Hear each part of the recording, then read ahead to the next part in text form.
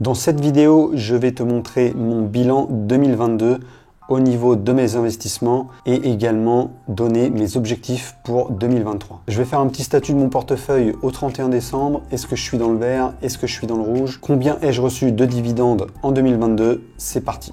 Alors le mois de décembre ayant été un petit peu catastrophique sur les marchés, mon portefeuille a perdu plus de 4% en un mois et pour cette raison, je finis l'année dans le rouge. Mon portefeuille a une valeur de 7 264 € alors que j'ai investi 7 300 € depuis le début. D'ailleurs, je me suis fait un petit graphe pour corréler les courbes entre ce que j'ai investi et la valeur de mon wallet. Comme ça me permet de suivre la différence. Comme vous pouvez le voir, j'ai donc perdu 3,30% sur l'année 2022 et suis dans le rouge à hauteur de 0,49% en négatif. Je me fais savate par le livret A qui lui est à 2%, mais je mets une rouste au SP500 qui a perdu lui plus de 19% sur l'année. C'est pourquoi je me fais pas trop de soucis au vu de l'année catastrophique qui est considérée même comme la pire année depuis la crise des subprimes en 2008. Pas trop de soucis car c'est le cœur de mon propos sur cette chaîne, à savoir l'investissement sur les actions à dividendes.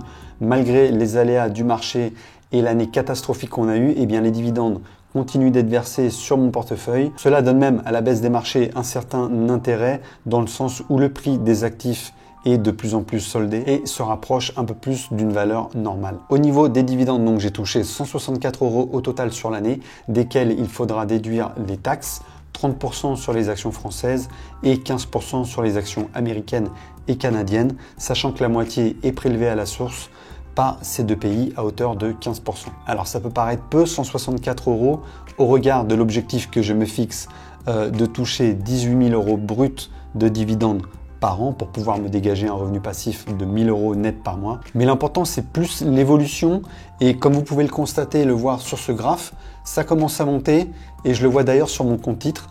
Quand je reçois mes dividendes, je peux de plus en plus commencer à les réinvestir. C'est 50 € par-ci, 50 € par-là.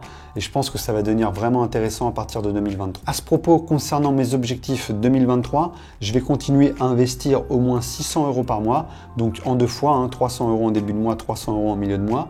Je le fais via les investissements programmés de Trade Republic qui me permettent de ne pas payer de commission sur les achats d'actions. J'aimerais donc pouvoir dépasser les 15 000 € sur mon portefeuille à la fin 2023. En termes de dividendes, je ne sais pas trop ce que ça pourrait donner, mais je vais me donner comme objectif de dépasser la barre des 500 € de dividendes annuels. Autre objectif sur la création de contenu et notamment sur cette chaîne, je vais continuer à partager mon expérience sur YouTube dès que je le pourrai et essayer de faire plus de vidéos sur des sujets connexes à l'investissement. Dernière chose, je viens d'investir hier 400 € sur 6 entreprises en ce début 2023, 100 sur Pembina Pipeline, 100 sur Enbridge, 50 sur Altria Group, 50 sur AbbVie, 50 sur Starbucks et 50 sur Procter & Gamble. Hormis Starbucks, ce sont donc des actions sur des secteurs défensifs, l'énergie, la santé et la conso courante, un peu plus sécure en période de crise et d'inflation comme c'est le cas actuellement. Voilà, si tout comme moi vous voulez investir dans des actions à dividendes, je peux vous conseiller évidemment le courtier en ligne que j'utilise, Trade Republic, qui vous offre d'ailleurs une action d'une valeur de 40 €